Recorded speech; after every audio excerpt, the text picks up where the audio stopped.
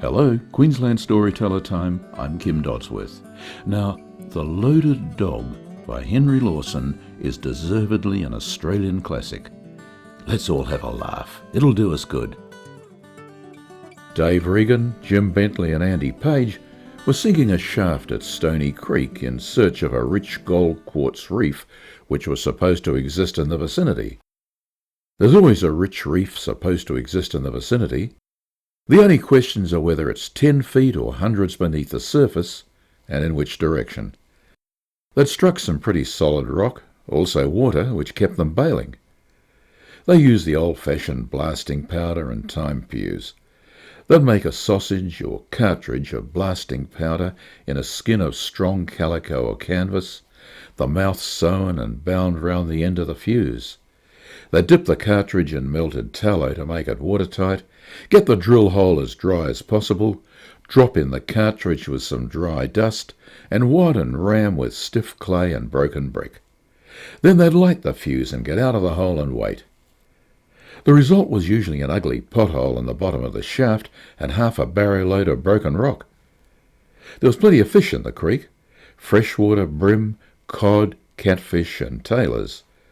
The party were fond of fish, and Andy and Dave of fishing. Dave got an idea. "Why not blow the fish up in the big water hole with a cartridge?" he said. "I'll try it."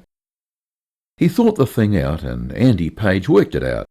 Andy usually put Dave's theories into practice if they were able, or bore the blame for the failure and the chaffing of his mates if they weren't. He made a cartridge about 3 times the size of those they used in the rock. Jim Bentley said it was big enough to blow the bottom out of the river. The cartridge was rigid and solid enough now, a formidable bomb, but Andy and Dave wanted to be sure. Andy sewed on another layer of canvas, dipped the cartridge in melted tallow, twisted a length of fencing wire round it as an afterthought, dipped it in tallow again, and stood it carefully against a tent peg where he'd know where to find it, and wound the fuse loosely around it. Then he went to the campfire to try some potatoes which were boiling in their jackets in a billy, and to see about frying some chops for dinner. Dave and Jim were at work in the claim that morning. They had a big black young retriever dog, or rather an overgrown pup, a big foolish 4-footed mate who was always slobbering round them and lashing their legs with his heavy tail that swung round like a stockwhip. Most of his head was usually a red, idiotic, slobbering grin of appreciation of his own silliness. He seemed to take life, the world, his 2-legged mates, and his own instinct as a huge joke. He'd retrieve anything. He carted back most of the camp rubbish that Andy threw away. He watched Andy with great interest all the morning making the cartridge, and hindered him considerably, trying to help. But about noon he went off to the claim to see how Dave and Jim were getting on, and to come home to dinner with them. Andy saw them coming, and put a panful of mutton chops on the fire. Andy was cook today. Dave and Jim stood with their backs to the fire, as bushmen do in all weathers, waiting till dinner should be ready. The retriever went nosing round after something he seemed to have missed. Dave glanced over his shoulder to see how the chops were doing, and bolted. He explained afterwards that he thought he heard the pan sputtering extra, and looked to see if the chops were burning. Jim Bentley looked behind and bolted after Dave. Andy stood stock still, staring after them. "Run, Andy, run!" they shouted back at him. "Run! Look behind you, you fool!" Andy turned slowly and looked, and there, close behind him, was the retriever with the cartridge in his mouth, wedged into his broadest and silliest grin. And that wasn't all. The dog had come round the fire to Andy, and the loose end of the fuse had trailed and waggled over the burning sticks into the blaze. Andy had slit and nicked the firing into the fuse well, and now it was hissing and spitting properly. Andy's legs started with a jolt. His legs started before his brain did, and he made after Dave and Jim, and the dog followed Andy. Dave and Jim were good runners, Jim the best, for a short distance, and Andy was slow and heavy, but he had the strength and the wind, and could last.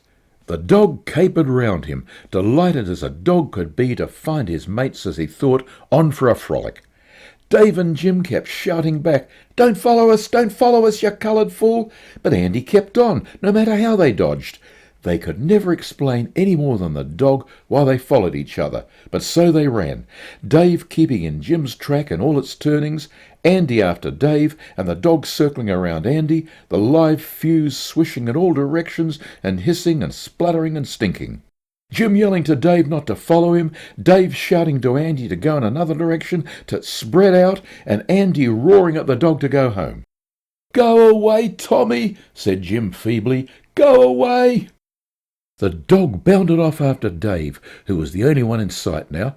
Andy had dropped behind a log where he lay flat on his face, having suddenly remembered a picture of the Russo-Turkish War with a circle of Turks lying flat on their faces, as if they were ashamed, round a newly arrived shell. There was a small hotel or shanty on the creek, on the main road not far from the claim. Dave was desperate. The time flew much faster in his stimulated imagination than it did in reality, as he made for the shanty. There were several casual bushmen on the veranda and in the bar. Dave rushed into the bar, banging the door to behind him. "My dog!" he gasped in reply to the astonished stare of the publican. "The blanky retriever! He's got a live cartridge in his mouth!"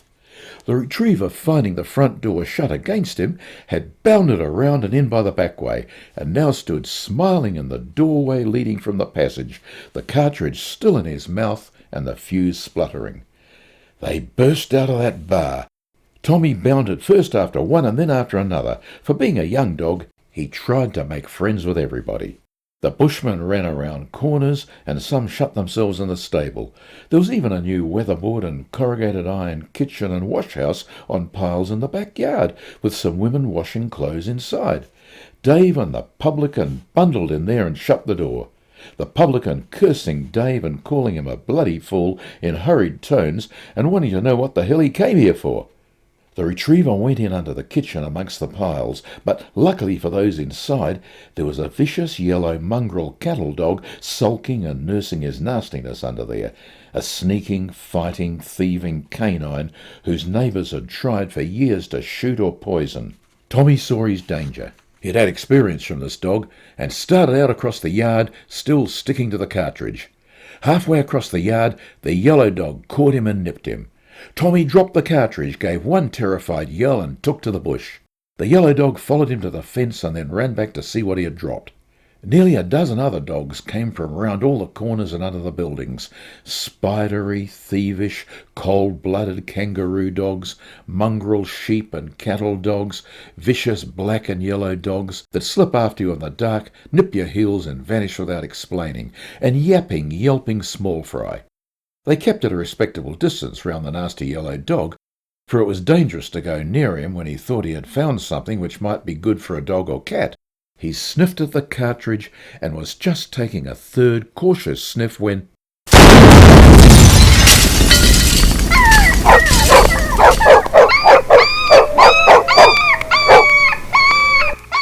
It was a very good blasting powder, a new brand that Dave recently got up from Sydney, and the cartridge had been excellently well made. Andy was very patient and painstaking in all he did, and nearly as handy as the average sailor with needles, twine, canvas and rope. Bushmen say that kitchen jumped off its piles and on again. When the smoke and dust cleared away, the remains of the nasty yellow dog were lying against the paling fence of the yard, looking as if he had been kicked into a fire by a horse and afterwards rolled in the dust under a barrow and finally thrown against the fence from a distance. Several saddle horses, which had been hanging up round the veranda, were galloping wildly down the road in clouds of dust. Broken bridle reins flying, and from a circle around the outskirts, from every point of the compass in the scrub, came the yelping of dogs. 2 of them went home to the place they were born, 30 miles away, and reached it the same night and stayed there. It was not till towards evening the rest came back cautiously to make inquiries. One was trying to walk on 2 legs, and most of them looked more or less singed, and a little singed, stumpy-tailed dog, who had been in the habit of hopping the back half of him along on 1 leg, had reason to be glad that he'd saved up the other leg all those years, for he needed it now. There was one old, one-eyed cattle dog round that shanty for years afterwards who couldn't stand the smell of a gun being cleaned. He it was who had taken an interest, only second to that of the yellow dog, in the cartridge. Bushmen said that it was amusing to slip up on his blind side and stick a dirty ramrod under his nose. He wouldn't wait to bring his solitary eye to bear. He'd take to the bush and stay out all night. For half an hour or so after the explosion, there were several bushmen round behind the stable who crouched, doubled up against the wall, or rolled gently on the dust, trying to laugh without shrieking. There were 2 white women in hysterics at the house, and a half-caste rushing aimlessly round with a dipper of cold water. The publican was holding his wife tight and begging her between her squawks to "Hold up for my sake, Mary, or I'll lam the life out of you." Dave decided to apologise later on when things had settled a bit and went back to camp. And the dog that had done it all, Tommy, the great idiotic mongrel retriever, came slobbering around Dave and lashing his legs with his tail, and trotted home after him, smiling his broadest, longest and reddest smile of amiability, and apparently satisfied for one afternoon with the fun he'd had.